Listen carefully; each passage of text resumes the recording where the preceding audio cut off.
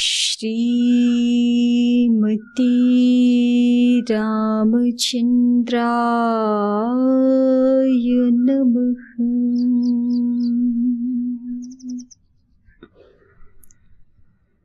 आपदामपहर्तारं दातारं सर्वसम्पदां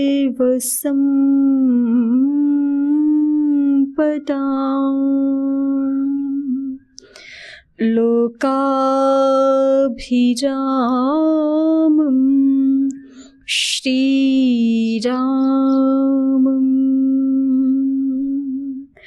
भूयो भूयो नमाम्यहम्।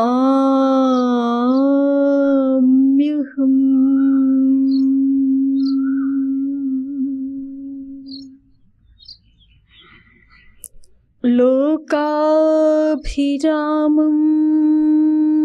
रणरङ्गधीरं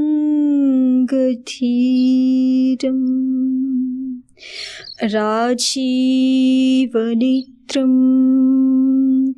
रघुवंशनाथं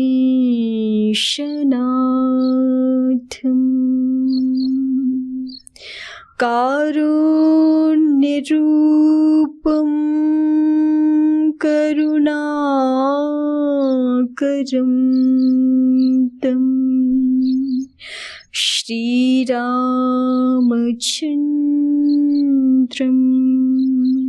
शरणं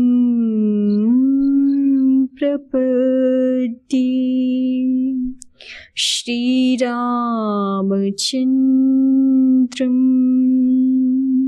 शरणं प्रपद्ये। श्रीरामचन्द्रं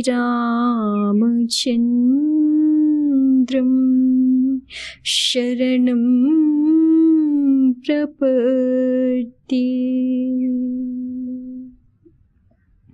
श्रीसहित दिनकर बंशभूषण काम बहु छवि सोहई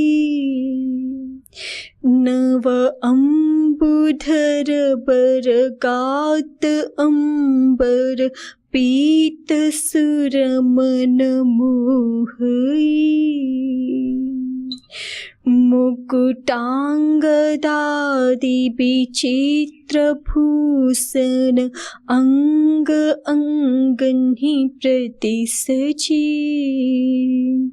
अम्भोजनयन विशाल उरभुज धन्य नर निरखन्ति चे धन्य नर निरखन्ति चे।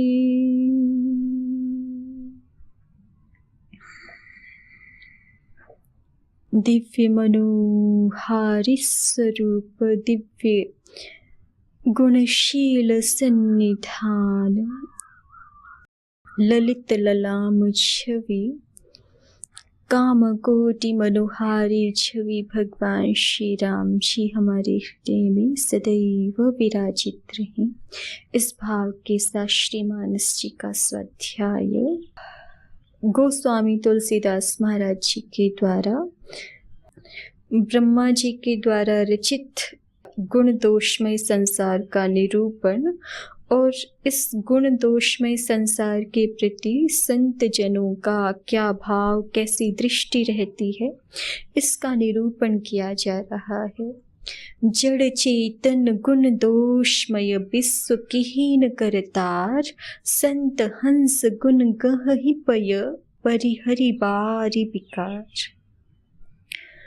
अस विवेक जब दे विधाता तब तजि दोष गुण ही मनुराता, काल स्वभाव करम बरियाई, भले प्रकृति बस चुकई भलाई, सो सुधारी हरि जन जी मिले, दले दुख दोष बिमल जसु देहि, खलउ करहि भल पाई सुसंगु, मिट इन मलिन स्वभाव अभंगु।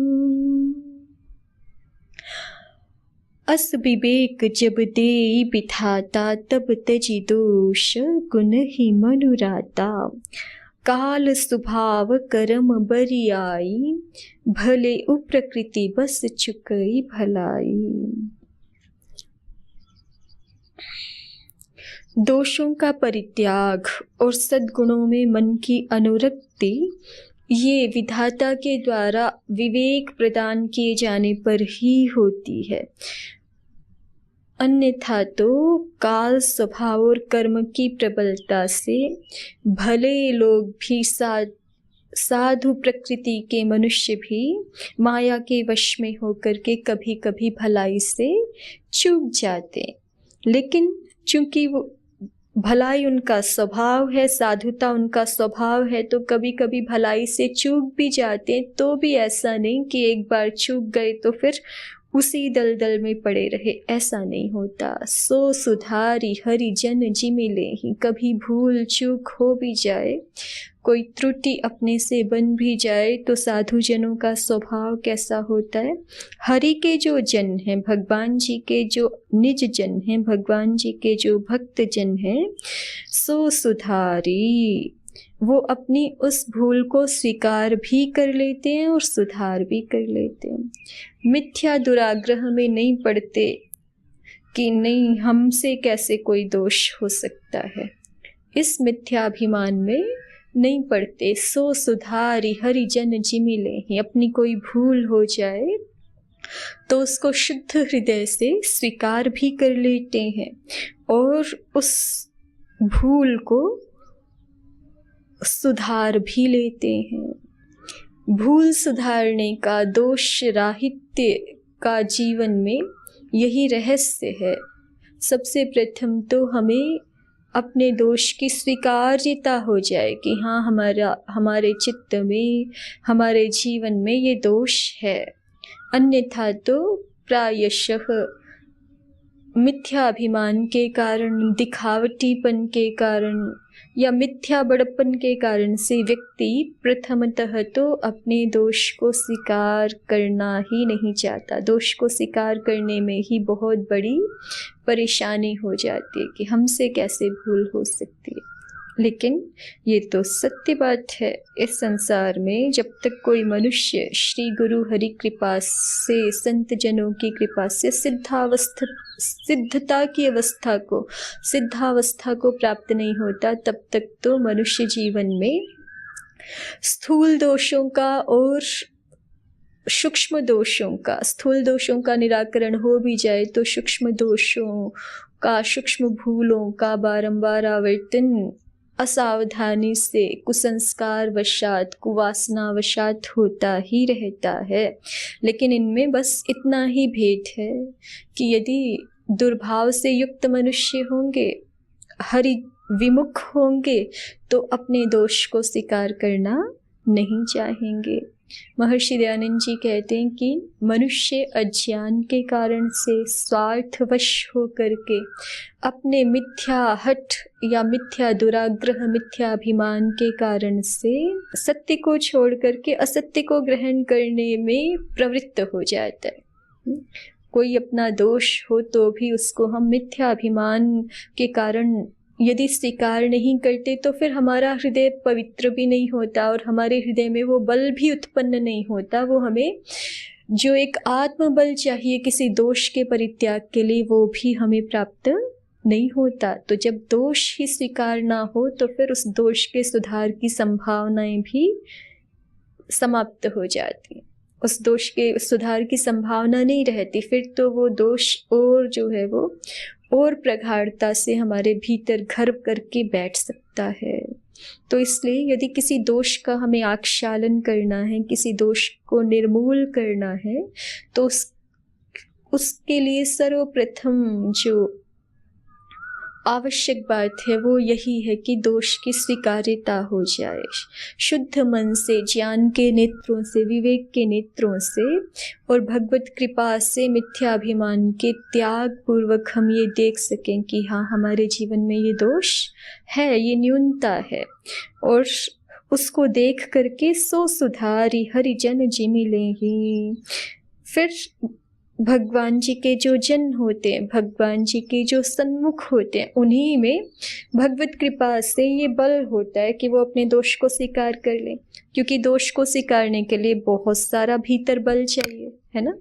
बिना बल के व्यक्ति ना किसी से क्षमा मांग सकता है और ना ही अपने दोष को स्वीकार कर सकता है। अपने दोष को स्वीकार करने के लिए भी बहुत बड़े आत्मबल की आवश्यकता होती है। तो भगवत कृपा के बल से, गुरुजनों की कृपा के बल से दोष की स्वीकार्यता, दोष को देखने का सामर्थ्य, दोष को दोष के रूप में पहचानने का सामर्थ्य और उसको दूर करने का सामर्थ्य प्राप्त होता है। तो भगवान के जो अभिमुख जन होते हैं, जो निरंतर भगवदाभिमुख ही रहते हैं, ऐसे हरिजन अपने दोषों को, अपनी चूक को कभी कभार जो कर्म की प्रबलता से या काल स्वभाव वश यदा कदाचित कोई भूल चूक हो भी जाए तो हरिजन उसको सुधार लेते हैं। भगवान जी के भक्त उस चूक को सुधार लेते हैं। दली दुख दोष बिमल जसु देहि। और चूंकि वो अच्छे मार्ग पर व्यवस्थित होते हैं, है ना, पहले कैसे थे, क्या थे, उससे बीते हुए जीवन से, व्यतीत हुए जीवन से कोई मतलब नहीं है। यदि किसी व्यक्ति ने अध्यात्म पथ का, भगवत पथ का आश्रय कर लिया है तो भगवान श्री कृष्ण जी कहते हैं, अपि चेत सुदुराचारो भजते मामन्य भाग साधुरेव समन्तव्यः सम्यक् व्यवस्थितो हि सः क्षिप्रं भवति धर्मात्मा शश्वत शांतिं निगच्छति। कौन्तेय प्रतिजानीहि न मे भक्तः प्रणश्यति। ये भगवान जी अर्जुन जी से प्रतिज्ञा करा रहे हैं कि आप, हे अर्जुन, आप प्रतिज्ञा करो। क्या प्रतिज्ञा करो? न मे भक्तः प्रणश्यति, कि मेरा भक्त कभी भी नाश को प्राप्त नहीं होता है। क्योंकि भगवान जी कभी कभी जो है वो ऐसे होता है कि अपनी प्रतिज्ञा से भी प्रिय उनको अपने भक्तों की प्रतिज्ञा है।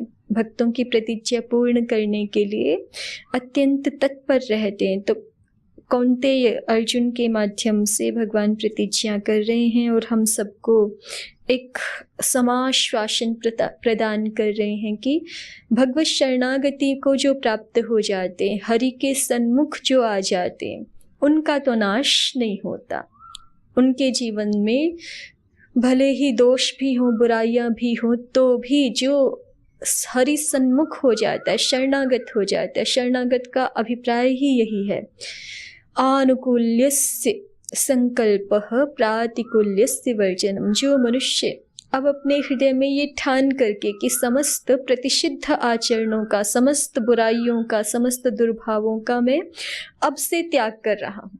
पहले क्या जीवन था वो एक अलग बात है, लेकिन जिस क्षण से हृदय में दृढ़ संकल्प युक्त होकर के कि समस्त बुराइयों का मैं अभी इसी क्षण से परित्याग कर रहा हूँ और भगवत आनुकूल्य का ही मैं ग्रहण कर रहा हूँ, भगवत आज्ञा के अनुरूप ही जीवन जीने की प्रतिज्ञा, जीवन जीने का व्रत ग्रहण कर रहा हूँ, ये ऐसी शरणागति जिस क्षण मनुष्य ग्रहण करता है उस क्षण के लिए कहा गया है, सन्मुख होई जीव मोहि जब ही जन्म कोटि अघनाश ही तब ही।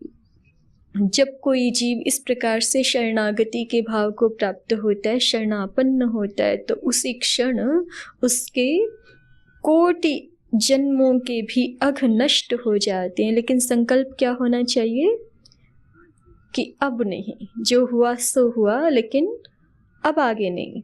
यदि ये संकल्प टूटे तो फिर तो शरणापन्नता हुई नहीं, फिर शरणागत को जो लाभ मिलना चाहिए वो प्राप्त होगा नहीं। तो इसी भाव को तुलसीदास महाराज जी भी यहाँ पर कह रहे हैं। भगवान श्री कृष्ण जी ने स्वयं भी कहा है, अपि चेत सुदुराचार भजते माम अनन्य भाग साधुरेव समन्तव्यः सम्यक् व्यवस्थितो हि सः। क्षिप्रम भवति धर्मात्मा।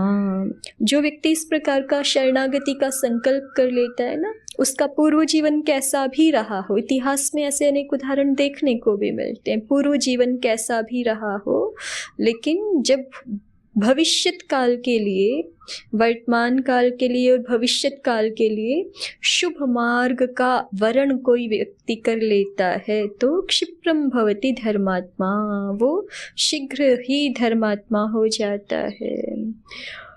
और दलि दुख दोष विमल जसु देहि, और वो अब उसके अपने जीवन के जो पूर्व के दुख दोष हैं उनको तो वो मिटा ही लेता है, संसार में भी वो निर्मल यश का प्रचार करता है, निर्मल यश को प्रदान करता है, संसार के लिए उदाहरण के रूप में उसका जीवन हो जाता है।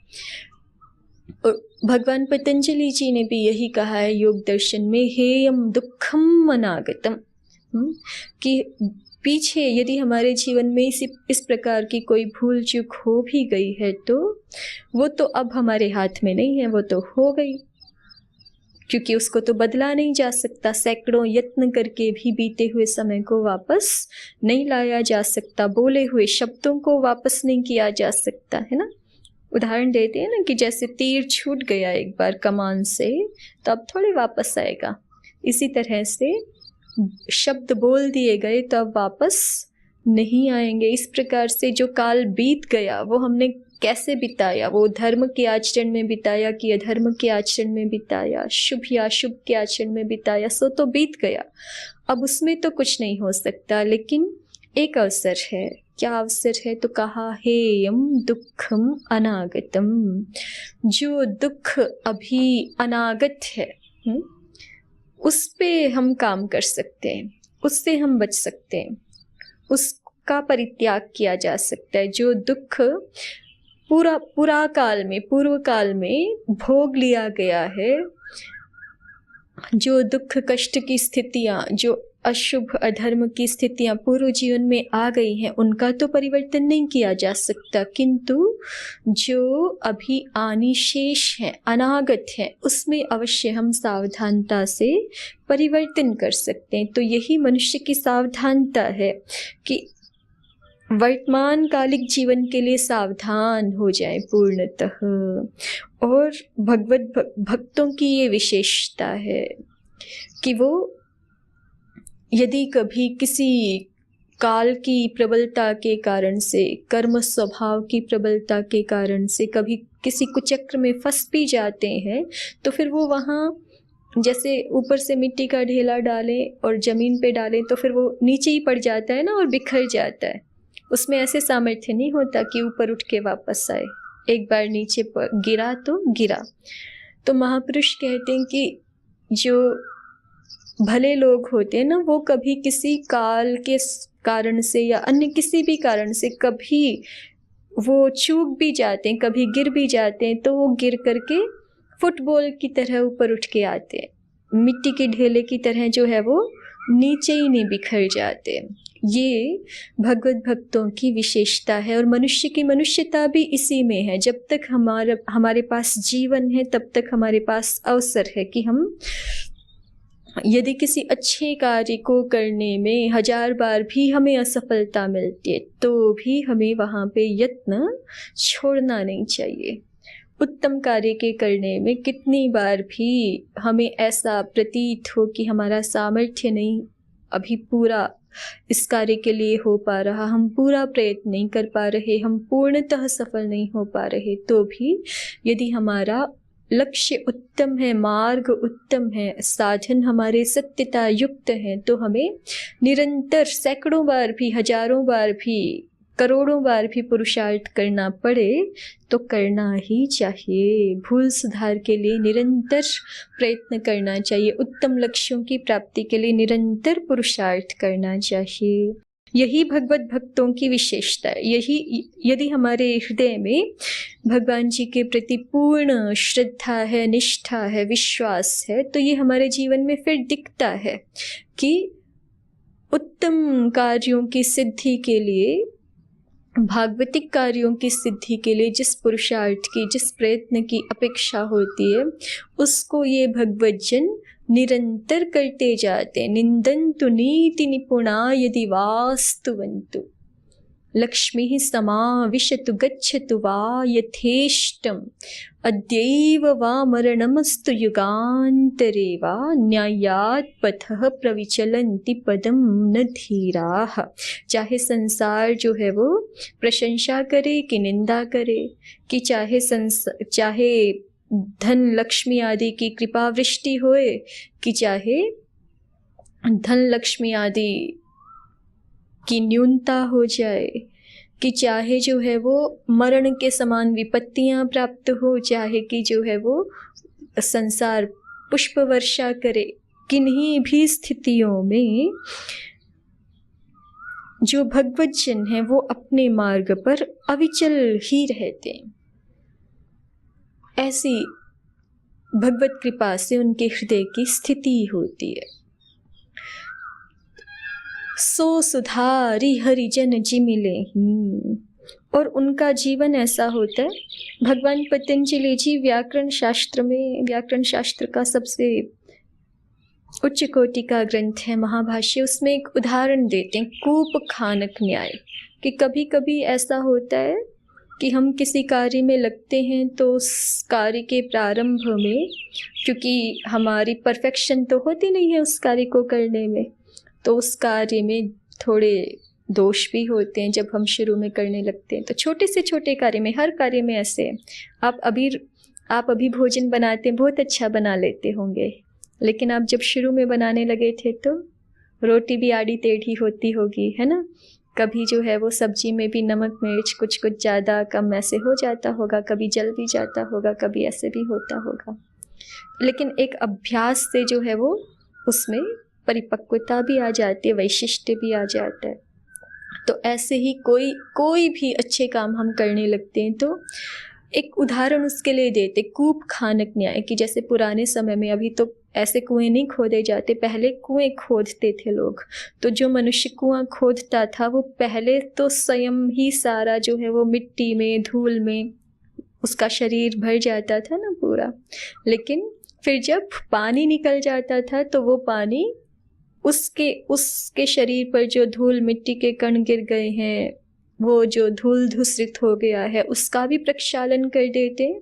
और निर्मल जल जो है वो इतना फिर उद्भावित होता है कि इतना प्रकट होता है कि संसार की भी तृषा को शांत करता है, संसार के भी कृषि आदि अत्यंत उपयोगी कार्यों की सिद्धि करता है।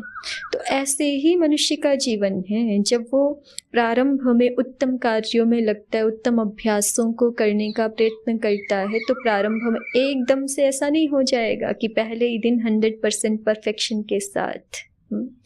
कुछ न्यूनताएं भी बनी रहती हैं, कुछ दोषों की भी संभावना बनी रहती है, लेकिन उस समय चित्त में धैर्य होना चाहिए, चित्त में इतनी शांति होनी चाहिए, और हमें स्मरण रहना चाहिए कि यदि लक्ष्य पवित्र है तो फिर एक समय ऐसा भी आएगा, एक समय निरंतर पुरुषार्थ करने से, निरंतर धैर्य के साथ लगे रहने से एक स्थिति ऐसी भी आएगी कि जैसे कूप खानक का शरीर उसी जल से, उस कुएं से निकलने वाले जल से ही प्रक्षालित हो जाता है, और वो कूप जल सब मनुष्यों के लिए भी अत्यंत उपयोगी होता है।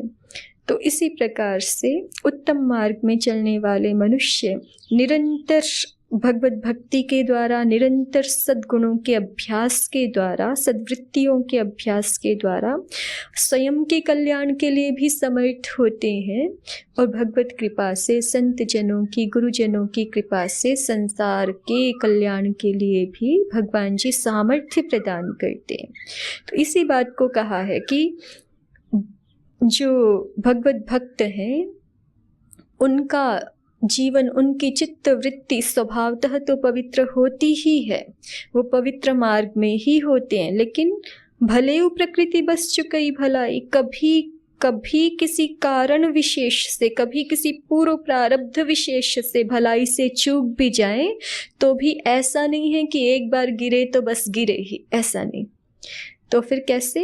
सो सुधारी हरि जन जी मिले ही, वो अपनी उस भूल को स्वीकार भी कर लेते हैं और सुधार भी कर लेते हैं, और ऐसा करते हुए दले दुख दोष, अपने जीवन के दुख दोषों को मिटा करके विमल जसु दे ही, इस संसार में निर्मल यश का विस्तार करते हैं। ऐसा संत जनों का स्वभाव होता है, ऐसी संत जनों की जीवनचर्या होती है।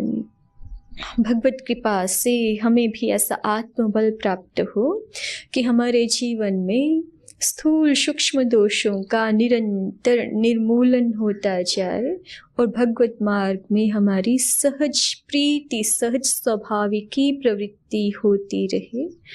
इसी निवेदन के साथ रघुनंदन प्रभु श्री राम जी की जय, गोस्वामी तुलसीदास महाराज जी की जय,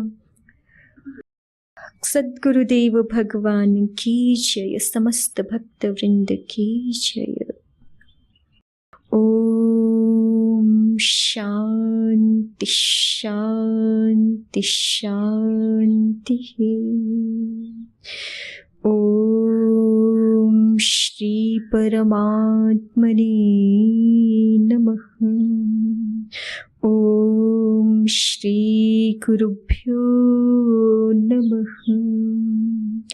ओम सर्वेभ्यो नमः। ओम।